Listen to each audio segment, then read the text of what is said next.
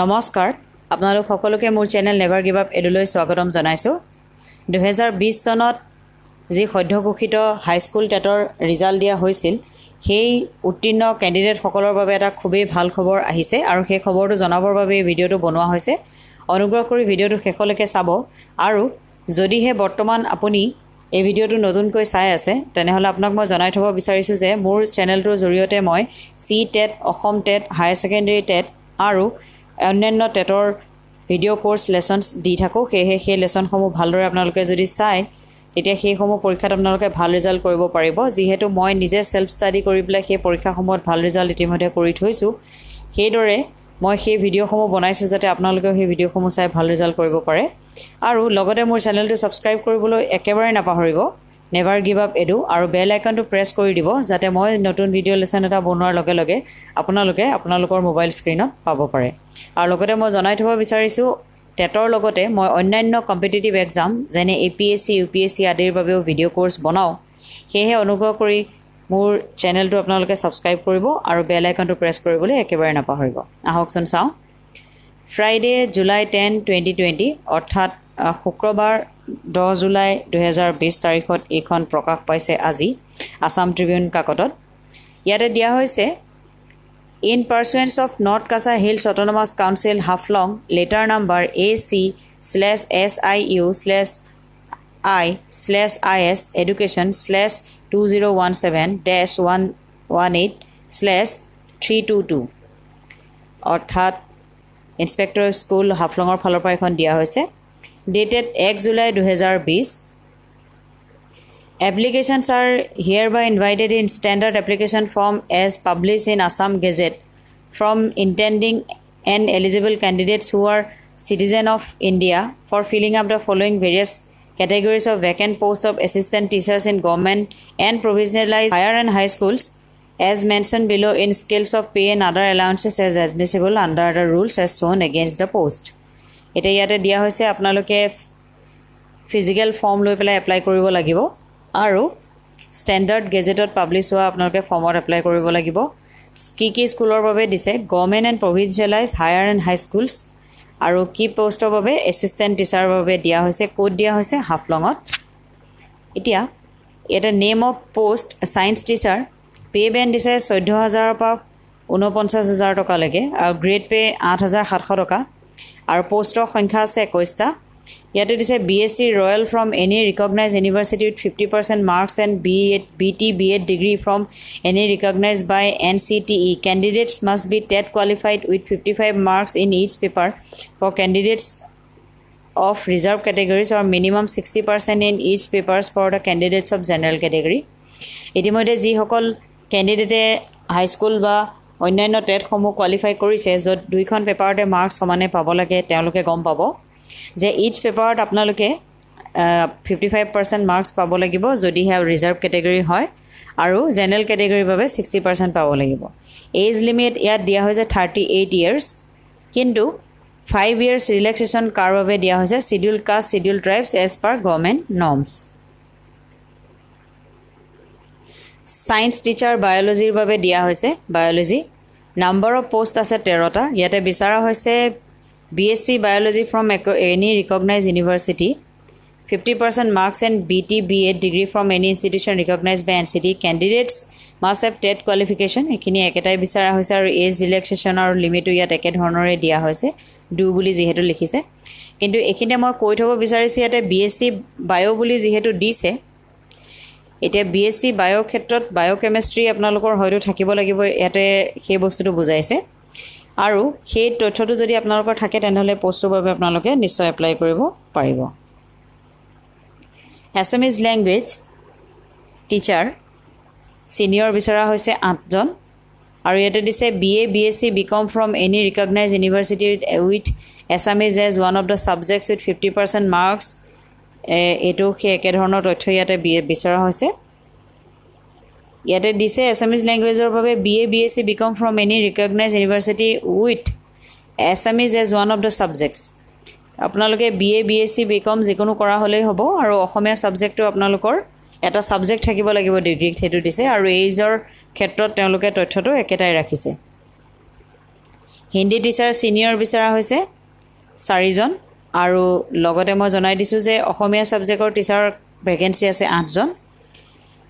আৰু হিন্দীৰ ক্ষেত্ৰত কি থাকিব লাগিব Praveen Ratna in Hindi with 50% marks having degree qualification from any recognised university of BA with Hindi as one of the subjects with 50% marks BT B.Ed degree from any recognized university parangat to be treated as equivalent to B.Ed degree only for the purpose of Hindi teaching আৰু হিন্দী সকলৰ বাবে এই তেওঁলোকে কিছুমান qualification ইয়াতে দি দিছে special criteria আৰু TET qualified হ'ব লাগিব 55% মাৰ্কস আৰু 60% জেনাৰেল ক্যাটেগৰীৰ বাবে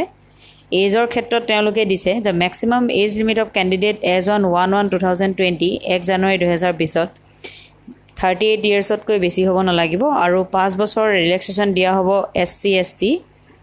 ট্ৰাইবছৰ ক্ষেত্ৰত as per government rules assistant teacher intermediate বিচৰা হৈছে আৰু ইয়াৰ বাবে পদ খালি আছে 30 টা BA BSc BCom from any recognized university with 50% marks and BT B.Ed degree from any institution recognized by NCTE candidates must be TET qualified with 55% marks in each paper for the candidates of reserved categories and minimum 60% with each papers for the candidates of general category age limit to do ৰখা হৈছে অৰ্থাৎ 38 years আৰু 5 years selection আৰু Assamese language teacher junior 15টা পদ খালি আছে ইয়াত বিচৰা হৈছে BA BSc BCom যিকোনো এটা ডিগ্ৰী লাগিব আৰু অসমীয়া সাবজেক্টটো আপোনালোকৰ থাকিব লাগিব B.Ed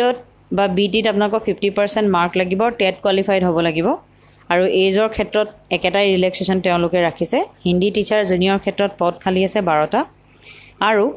ইয়াত স্পেশাল ক্ৰাইটেৰিয়া দিয়া হৈছে প্ৰবীণ ৰত্ন থাকিব লাগিব হিন্দীত 50% marks having degree qualification from any recognized university of BA with Hindi as one of the subject with 50% marks and BT B.Ed degree from any institution recognized by NCTE দিয়া হৈছে আৰু এজৰ ক্ষেত্ৰত তথ্যটো একেটাই ৰাখিছে ক্লাসিক্যাল টিচাৰ সংস্কৃত graduate লাগিব ইয়াতে দিছে দুটা আছে পদ খালি আৰু Shastri with 50% marks having degree qualification from any recognized university or BA with Sanskrit as one of the subjects সংস্কৃত লৈ পেলাই গ্ৰেজুৱেচন কৰা হ'ব লাগিব আৰু ইয়াতো এজৰ ক্ষেত্ৰত তেওঁলোকে তথ্য একেটাই ৰাখিছে ক্লাসিক্যাল টিচাৰ সংস্কৃত ইন্টাৰমিডিয়েট ইয়াতে পোষ্ট আছে এটা আৰু ইয়াতো শাস্ত্ৰী 50% মাৰ্ক বা BA সংস্কৃত থাকিব লাগিব আপোনালোকৰ কোৱালিফিকেশনটো ইয়াতে দিছে আৰু বয়সৰ তথ্য একেটাই ৰাখিছে আৰু দিছে medium of instruction no candidate is allowed to apply in Bengali or Assamese medium schools if the candidate does not have MIL in Bengali or Assamese respectively in HSLC or equivalent certificate diploma in Bengali or Assamese language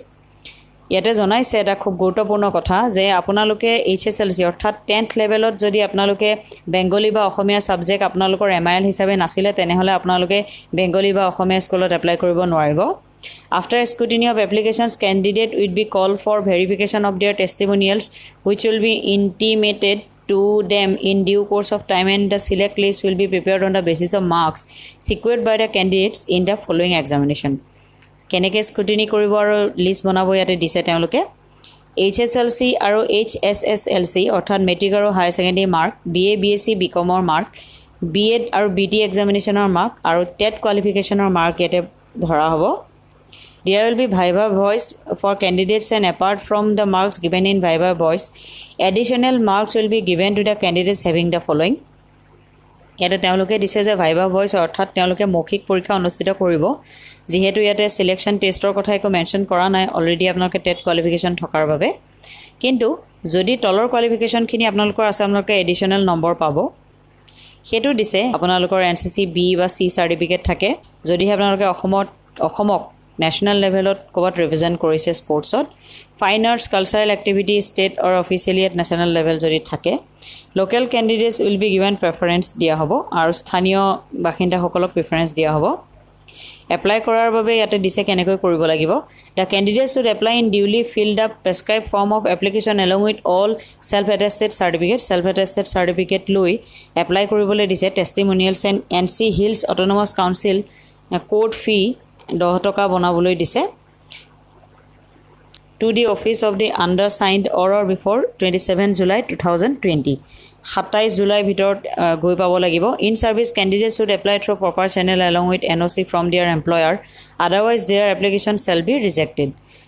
চাকৰি কৰি থকা সকলে through proper channel apply কৰিব লাগিব আৰু NOC ল'ব লাগিব এমপ্লয়াৰৰ পৰা আপোনালোকে য'ত চাকৰি কৰি আছে তেওঁলোকৰ পৰা NOC ল'ব লাগিব the undersigned retains the right to correct any inadvertent or typographical error to cancel or alter any term and conditions or advertisement at any stage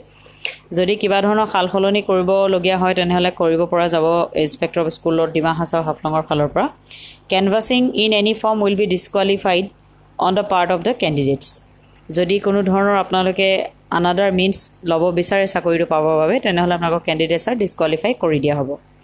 আৰু ইয়াতে দিছে SD inspector of school Dima Hasao আৰু ডিমা ইয়াতে দিছে SD inspector of school Dima Hasao জিলাৰ inspector of স্কুলৰ ফালৰ পৰা এই এপ্লিকেশনখন দিয়া হৈছে যদি আপোনালোকে ভিডিওটো ভাল পাইছে অনুগ্ৰহ কৰি ভিডিওটো লাইক কৰিব অন্যান্য পাঠীসকলৰ লগত শ্বেয়াৰ কৰিব আৰু মোৰ চেনেলটো সাবস্ক্ৰাইব কৰিবলৈ নাপাহৰিব